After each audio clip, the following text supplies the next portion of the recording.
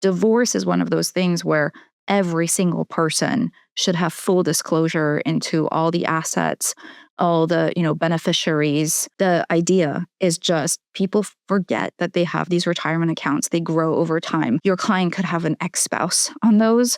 And guess what? Like, it is very hard for the heirs to roll back and try to get their hands on that, because beneficiary designations are just a matter of by operation of law, by contract law, the thing will go to where it says it goes.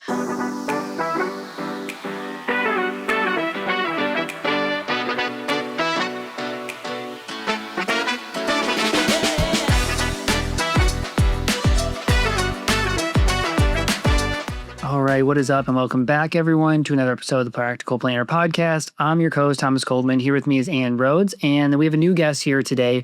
Her name is Lisa Weigel. She was Senior Director of Strategic Growth, practiced in Illinois at a large law firm called Fager-Dinker, I think. Drinker is how it is. But I'm going to hand off to Lisa to kind of intro who she is, because it seems like you'll probably be on some more episodes with us moving forward now that you've joined Wealth. So we're super excited to have you.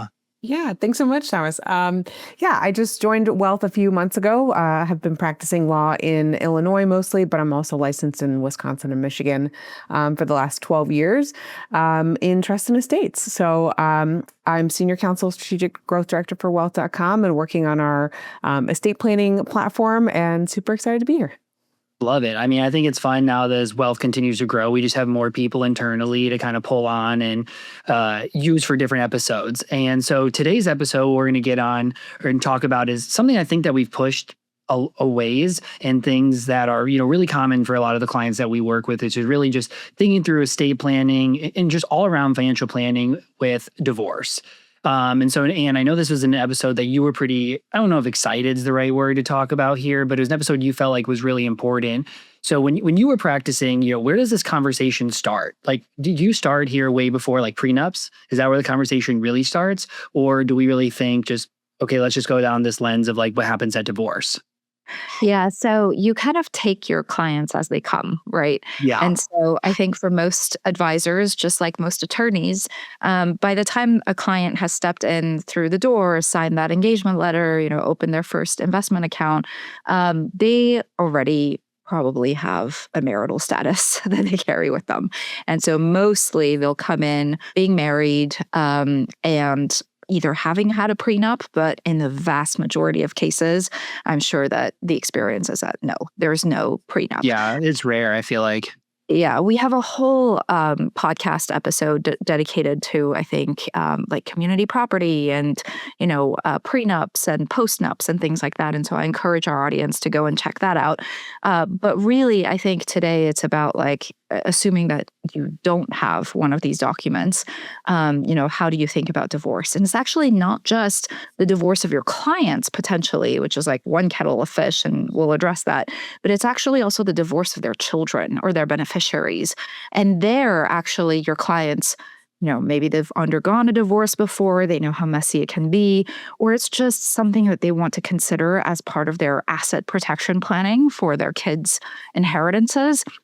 And that's where they're starting to think about prenups and things like that to protect their kids from, potentially some of these nastier consequences of divorce. And so we'll kind of address both sides, I think. There's your client's divorce versus how do they want to protect their own beneficiaries from divorce. Yeah, I think it's interesting because from what I see, most people do not have prenups. I think maybe coming from the world that you were in, you maybe saw them more often. But I think if you're second gen, ultra wealthy, you do. Every client I've had that has a prenup was because their parents are super wealthy and they're we need to make sure all these assets are just never going to leave our family. Aside from that, I don't see it as often. So I think in a perfect world, right, people do get a prenup. I think there's a lot of fear towards it of how do we approach the conversation? But it's the same way as starting a business. Hey, we don't think this is coming, but let's just have something fair that's agreed upon. I think a lot of times people think, well, hey, I'm the high earner or I'm a little wealthier. Getting a prenup is to actually just make sure they never get any money. When in reality, it's just let's have a set agreement that, we all know going into this. If a client comes in, they don't have it, maybe the next step is, okay, let's get a postnup. Let's at least agree on something. But, now we're transitioning to this side of, we're past all that. Divorce is happening. What is the next step? And I think I actually have 2 clients this year who are getting divorced, and they all come and they think that they're just going to be able to not have to bring attorneys into it. They think we'll just have like mediation, everything's going to go perfectly fine. But maybe you guys could talk to this. Like, does it really go that way pretty much ever? Lisa, why don't you take a crack at it? Yeah, I would say certainly not. I mean, I've definitely, I've known people that have gotten divorced that in certain jurisdictions that have like no contest, very almost like in our world, more of like a summary administration type of divorce proceeding where they come to the table, they have an agreement. There's very little to split. Certainly in my experience with my clients, that was not the case. There was definitely plenty to pick fights about and get lots of attorney involvement on, lots of billable hours. I figured as much. I'm curious though, like I think that what I found in the financial planning side is what gets really hard is like, how do we actually, and I don't know if you want to go this route first or somewhere else, Anne, but like, how do we actually, so we go through this, we come up with some agreement. How do we actually separate assets and make this work? Like, I think that's the part that people get confused. Like, okay, I have a ton of home equity. Like, how does that work, right? Like, I have, 401ks. How does that work? Taxable accounts. Maybe that one's like in cash is the easiest, but how do we actually like go through this and what happens? Yeah. So Thomas, before we get to that question of like separating the assets, I think there are like several steps even before that have to occur. And that will guide sort of how judge might oversee, or the couple themselves, if they're just negotiating among themselves, come up with that asset allocation. And so sort of dialing it back, first and foremost, as an estate planner, you knew when your clients were getting divorced. And actually, from a legal ethics perspective, I wanted to mention, because this is perhaps, I don't know if there's something analogous for financial advisors, Thomas, and I'd be curious, what your thoughts are. But for an estate planner, it can become particularly dicey when your clients get divorced, because fundamentally there are rules of ethics that you have to follow where, how you represent a client is usually a one-to-one relationship. Now, of course, for estate planners, it's a little weird because you're doing estate planning, of course, for a couple, right? And they come in, usually married, things are going well at the time. And so then all of a sudden, your engagement with that couple becomes really fraught because certain things about maybe one spouse, not the other, and how you deal with something like that, like secrets among your clients. All of that could actually lead to the lawyer being completely disqualified to work on either client's matter. That's like the worst circumstance. There's a middle ground where, as they, don't get along, or one of the spouses comes to you and says, I'm thinking of getting divorced. And usually you're one of the first people that they call because they might be thinking about asset protection. And in the worst cases, or not worst cases, but the most sort of like sophisticated cases, they might actually be thinking of like moving assets around without their other spouse knowing. Like, all of that gets incredibly dicey for the lawyer, to the point where you sometimes have to recuse yourself. So I think of and a then let them find their own individual attorneys. Exactly. So Yeah. I just wanted to be clear that when we talk about divorce, but as estate planners, we're not family lawyers, and very few, from the big law firms at least, very few of the estate planners become family lawyers as well. I think usually those are kind of divided, but we can kind of give you a glimpse into what that looks like, because eventually the assets and the way that you split up the assets come back to the estate planners to actually find what all the assets are, what the character of the property was on the asset, which also depends on the state where your clients lived, and which various trusts were set up. And so we do see how divorce plays out, but we're not actually the ones who are elbows deep, trying to make the agreement happen. But I will mention, as an advisor, just know that when you go to your estate planner, or your clients go to their estate planners, sometimes they end up, well, for sure, not working on the divorce with the estate planner necessarily, but the estate planner has to maybe even leave that relationship because they have too many conflicts to be able to represent each spouse separately. It's an interesting side for the advisor too, right? Because we sign households together. There are the occasion where somebody's like, hey, our assets are separate.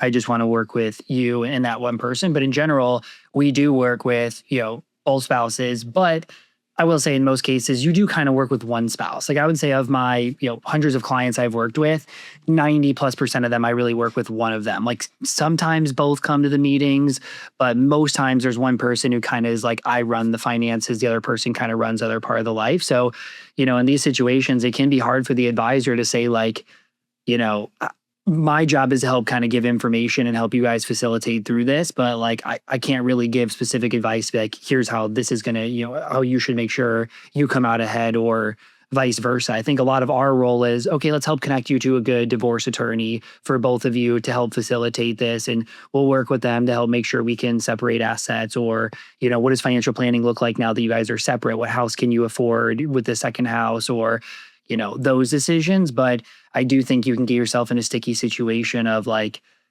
am I favoriting the earning spouse or the one that it kind of drives the relationship because the other person may maybe not be working with you if not. Yeah. And I think of like awkward situations, and this has happened in my private practice where we get the phone call from one of the spouses. Let's call him husband. And he comes and says, I think I'm going to leave wife. Can you start proactively changing my estate plan without her knowing, because if you think about divorce, I mean, from an estate planning perspective, of course, it's huge. You have states where the spouses may have a joint trust, right? And both spouses have to agree to amend the trust before it can be, split up as to like either the community property or the joint property. Sure, a spouse can take unilateral action with like separate property, but all of a sudden that starts getting into, Thomas, your point of before you even know what's going to happen with the separation of the property, like what do you do about an estate plan where everything's in a joint trust, right? That becomes really tricky. And then you have spouses that then will say, of course, like take away all their decision-making roles. And usually the spouse is the first person who's named as successor trustee, as agents on everything, et cetera. So from an estate planning perspective, kind of like, that, what is it, like mitosis, the cell division, like it's a lot of paperwork and you have to revoke potentially trusts that existed before if they can be revoked. The trickiest bit, I think, from an estate planning perspective are irrevocable trusts. So Lisa, I'm curious if you have experience or insight into irrevocable trusts that the spouses set up perhaps for each other. Yeah, that's definitely, I mean, I remember there was a period of time where every single client wanted to talk about SLATs, which are spousal lifetime access trusts. They were like, oh, we've heard SLATs are so great. We want to do this.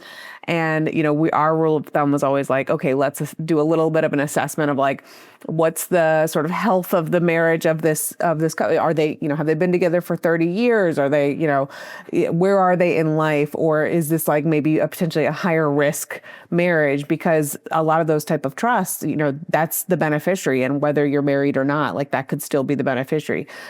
So that's always a really tricky subject to broach, especially with like a newer couple where you're like, yeah, so the downside risk is like, number one person could die, immediately. And then that portion like drops down into the kids, which you may not be ready for at that stage of life. But also like, if this doesn't work out, this is a lot trickier, sometimes impossible to like fully unwind. So yeah, those were definitely interesting conversations to have.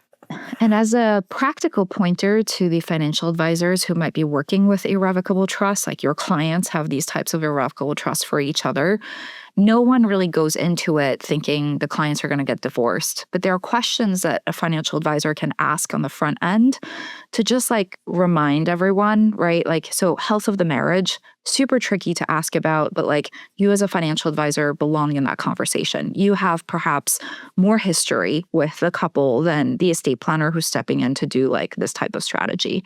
Number two is just there are ways to define spouse inside the trust so that it's flexible. It's like whoever I happen to be married to at the time.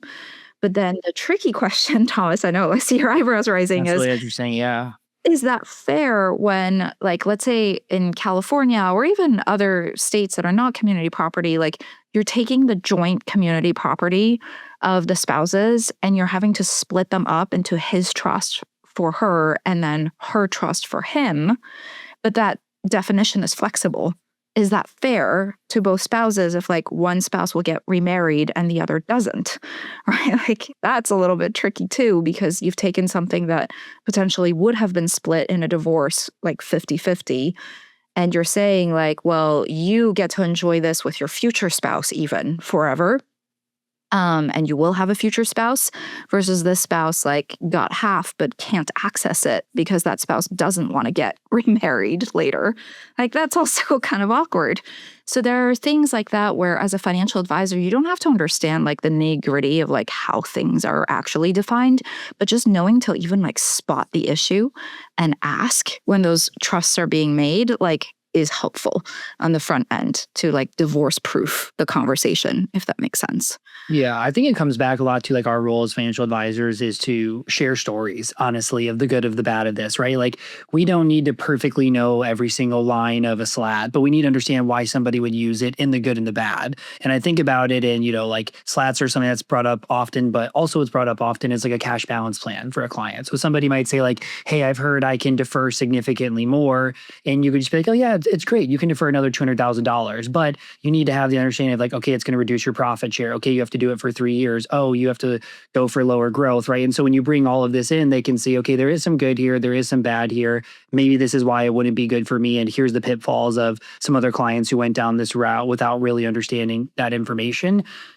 That is really our job here to say like, hey, a SLAT could be really good, but not saying anything is wrong with your relationship, but we've seen people get divorced and here's what ends up happening because of it.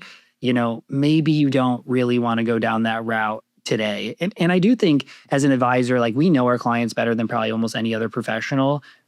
If you're really doing good planning and meet with your clients often, you can tell the relationships that are struggling. Like you might not know if they're getting divorced, but you can tell the way that they like look at each other and communicate and talk, like that they're at a spot where you need to actually think like, hey, this could be something that would be, not good. And you potentially have that route in your future. Like, let's make sure we bring up points of why divorce could have an issue here when we're bringing up planning strategies.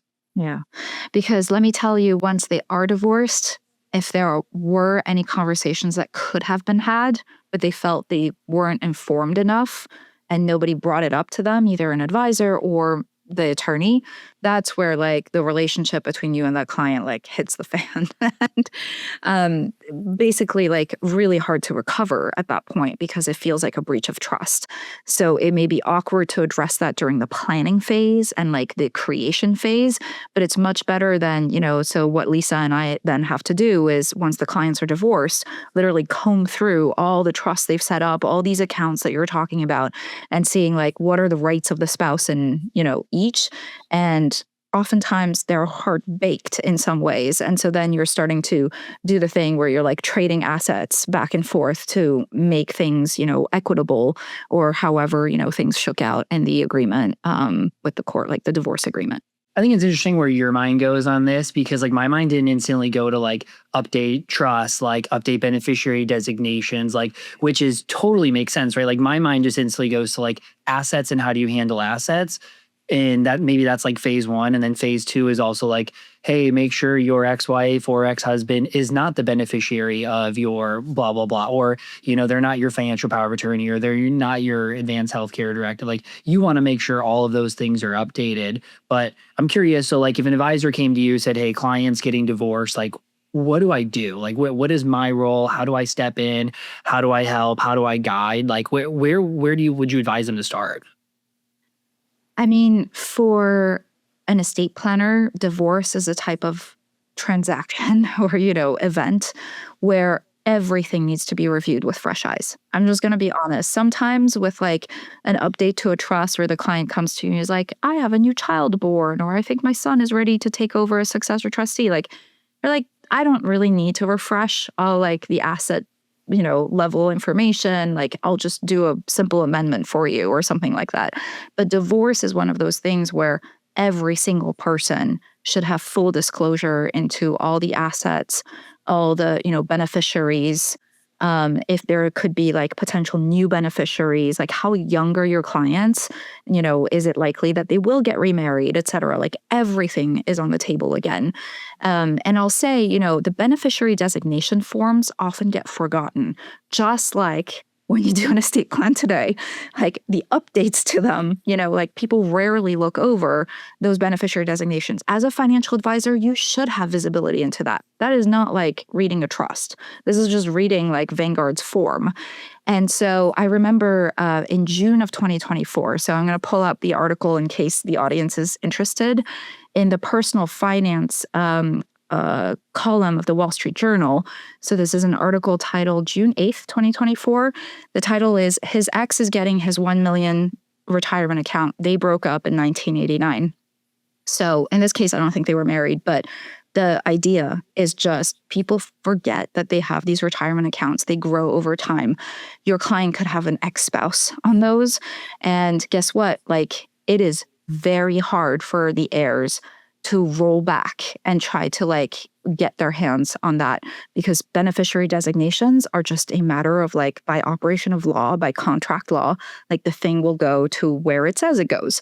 And it's not like intestacy or some other kind of law. So make sure during divorce that you do involve the estate planner, because the estate planner will have to untangle so much of this like joint decision making that happened while the spouses were together.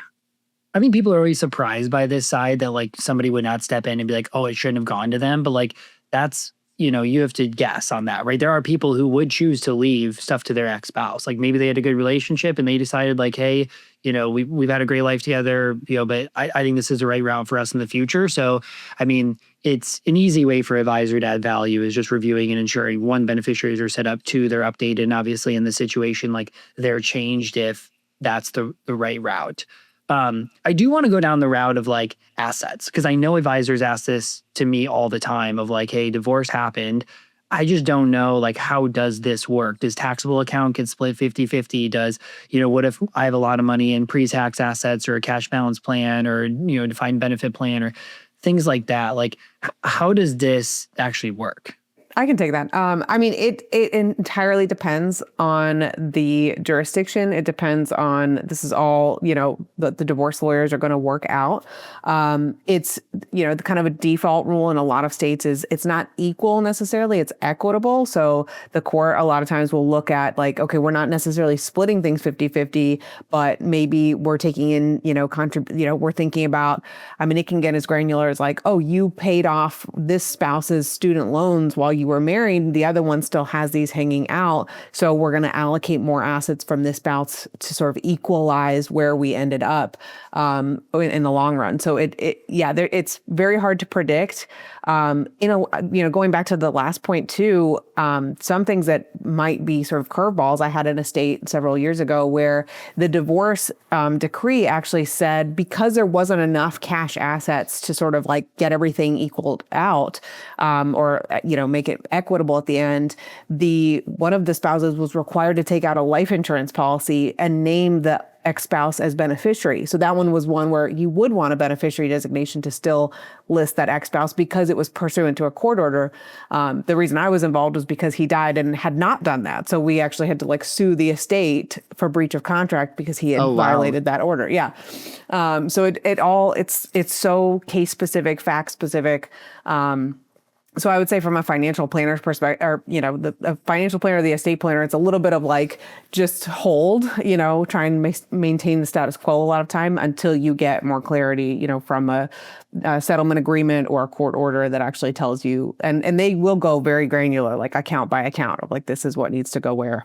Because in like a perfect world, it's easy. It'd be like you have $200K cash and you have $200,000 in a taxable account and you have, home equity and you just like, all right, split it. But it's not like that, right? Maybe one spouse runs a business and it's like, well, that has a value, but like you don't really want to give your spouse half the business. So maybe you're potentially giving more of different assets to make up for it, right? Like it's just not equal across. Or hey, we want ex-spouse to get to live with the kids in our house because we don't want to uproot the kids. So you might get more of that than potentially investments over here. Exactly. And what I would say about taxes is what's so difficult about taking into account like the net of income tax, like outcome for the spouses is that oftentimes you don't know what those outcomes are going to be because it's hard to predict. Like, let's say stereotypically, like you have a spouse whose earning potential currently is less just because of the fact that there's an earning spouse, right? Like the earner spouse versus the one who's not, or maybe even a homemaker. And so in that case, like how do you even account for the post-tax like outcomes for both spouses? It's so hard to be able to tell today. And a lot of this is just speculative, and you just have to explain to the clients like why the allocation of assets made the most equitable, sense. But then they just have to play out their lives once the assets have been allocated. Does it make it simpler if you were in a non-community property state to be using individual trusts and things like that for the potential divorce? Or at the end of the day, is it like, still you can just split things, not a huge deal? I always tell clients, Illinois is a non-community property state. I get this question all the time because we are a state that definitely defaults to individual rev trust as opposed to joint rev trust because of our, very low estate tax threshold. And so we get this question all the time of like, well, wait a minute, if I'm splitting up my assets and, we're putting this account into like my husband's trust, then, what about, am I not going to have access to that money if we get divorced? And that's just not the case. It's still, the courts basically look through both trusts and they're just going to say, this is the cumulative assets where what was community or what was, marital property versus separate property like inheritances or things like that. And then they allocate. So it doesn't really matter in terms of the titling when we're talking about revocable trust that way. Okay. I mean, because I think that's a popular question that gets asked. And I feel like in a lot of states like Illinois, I'm from Illinois, I live in Indiana now, but you see individual trust recommended a lot, but I almost see them never like actually ran well. Like I was just reviewing a new client I have. They live in Hawaii. They have individual trust. There's not a single thing in a trust because of it. Like I think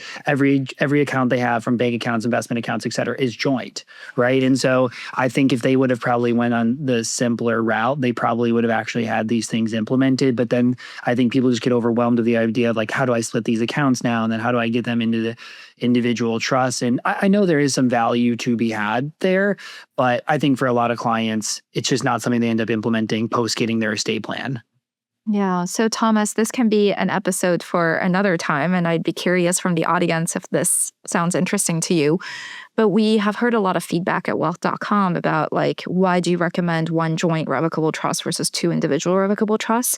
There are a lot of like myths and other things going on. So we could totally devote a podcast episode. But my personal sense is the preference by state is actually a preference because of the administration of that trust when somebody dies, not because of divorce, but post-death, and the ease in which like your banks and other financial institutions and the probate courts have with working with that structure. Because a joint trust, when you die, like there's a portion of that continues going on, right? Like there's a survivor's trust or something else. And sometimes that like throws off third-party institutions like banks in Illinois, let's say, that are not used to that structure. But in California, it would be like a no-brainer, of course, because everybody has a joint trust here. So it becomes like, what is that state comfortable with? Because when somebody passes away, like that trust keeps going potentially versus an individual trust where things can be like kind of wrapped up and self-contained and isolated. It totally makes sense. I came at it from an angle of like, do people actually do this correctly? But obviously there's value to be had there, and that's why it gets recommended. Okay, what have we not talked about as it relates to divorce that we need to know as financial advisors? I mean, I think it's really just if there are beneficiaries now that your clients are thinking of, or actually maybe your clients who are getting divorced are beneficiaries of trusts themselves, right? That have some sort of like divorce protection feature. And so there are two ways that I can think of, and Lisa, let me know if I'm missing something, but there are two ways in which we talk about divorce protection for like the client's kids. Number one is, of course, having some sort of like testamentary or like irrevocable trust that's formed at their death or even during life, but some sort of irrevocable trust that has asset protection features to it. So they are most commonly called spendthrift trusts. And you can say like, this is the assets inside are not subject to like creditors being able to reach into it. And creditors usually also means, ex-spouses. And then the other thing that the structure of those, it's critical for asset protection trusts is that you always want the trustee to have full discretion over distributions, that there not be any sort of mandatory way for the beneficiary to like reach those assets. So like very popular, like back in the day, was putting like, let's say, a third of the trust into the hands of the beneficiary when they reach 30, and then another, half of the trust at age, 35, and the whole trust terminates at age 40. Like super popular kind of like mechanism to reduce the size of the trust and eventually give everything to like a responsible beneficiary. If you have a structure like that's not going to work for asset protection whatsoever, because that spouse can just kind of wait until the beneficiary has reached those ages. And if the trustee is also the beneficiary and there's no way for a different trustee to be appointed, then all of a sudden the court is just like, hey, like husband who's getting divorced, this trust that your parents set up for you, you're the only trustee for that trust. Like dip into your trust and pay your spouse alimony out of it, So asset protection trusts need to be structured a certain way. And so I just wanted to point that out. And then the second way really is just prenup, like forcing a beneficiary to have a prenup within, the trust language before the beneficiary can continue being a beneficiary. So Lisa, I don't know, like in your drafting experience, like there are a million ways to draft these, but like what you would recommend. Yeah, definitely. We actually, I'm trying to remember what my last, one of my partners would call it, like a phantom prenup, but it was basically provisions in the trust like that you would say like, you don't know what your, son's, marriage is going to look like or who they're going to end up marrying. So let's put these all in here to sort of protect against the back end. But yeah, exactly as Anne mentioned, having those full, give the trustee the full discretion, allow if the kid's going to step in as the successor trustee at some point, or we're anticipating that, a mechanism that allows them to also step out so that you can have an independent trustee and therefore getting like the maximum level of asset protection from creditors. And then, yeah, just, making sure that we're not forcing stuff to be available if they're, not only in a divorce situation where like, let's say they're in the middle of a messy divorce at age 45 and all of a sudden we have this exposure. But also like, I always use the example of like, maybe your kid's a doctor and they're in the middle of like a medical malpractice lawsuit. Now we have a creditor that's going to be looking at, everything that's available to them, which could be that trust asset. So, yeah. And anecdotally, so just as a practical matter, I will say the clients who started considering doing a prenup clause for their kids' trusts ended up really loving it the first time that they had a kid go through it and actually having to do a prenup, because it almost just sets the expectation for everyone, all their kids, regardless of whether or not we like the in-law you're bringing into the family. Like everybody's got to have a prenup. It's not about your choice and mate. It's just how we as a family think about protecting like the legacy that mom and dad have built. And so in some ways it like takes the pressure of that awkwardness, right, of the conversation away from the kids, puts it on, mom and dad being the bad guys. And mom and dad are happy to do this, right, to play this role. And so for the clients who ended up with these clauses, I think most of them are like really happy they did it. I think that makes sense going back to what I said earlier about like why we typically only see prenups for basically second gen wealth. And for me, I don't see those trusts, right? Parents trust, like for most, I think all my clients that fit into this, they don't know anything about the trust, really. Parents have a trust. They don't know how much money is really into it. They had to have a prenup, and most likely it was because of that provision in there. And I do think that helps with the conversation, because I have one friend who they have to have a prenup because spouse has, is in a pretty good financial situation, and they were very receptive of it. But I know most people are not. But I think it is easier when it's like there isn't a choice. Like if you want to be married into this family, like this is said by the parents, this is said by the trust. Like, and I think people understand that when they don't feel like as attacked, like you want out of this marriage, you already want to think about getting out. It's no, parents have worked really hard. They've built something really special, and they just want to make sure that that's protected with our family. It's nothing against you. Everybody does it. But probably good for us advisors to know that as well for some of our wealthier clients, to make sure that that is included as well. It's a tool in your toolbox that you can bring up and hear how the estate planning attorney thinks about it. So totally. Okay, cool. Anything else that you think we need to add before we wrap up? No, this is a very chipper topic. No, yeah, super interesting topic. And I think obviously we all know what divorce rates look like. So as an advisor, this is something that's going to come across your plate at some point and maybe more than you think. So, and Lisa, thanks for kind of walking us through this, educating us on it. And everybody, thank you for listening. Hope you enjoyed kind of the three of us here today. I think we'll do more episodes like this in the future. So see you back in a couple weeks.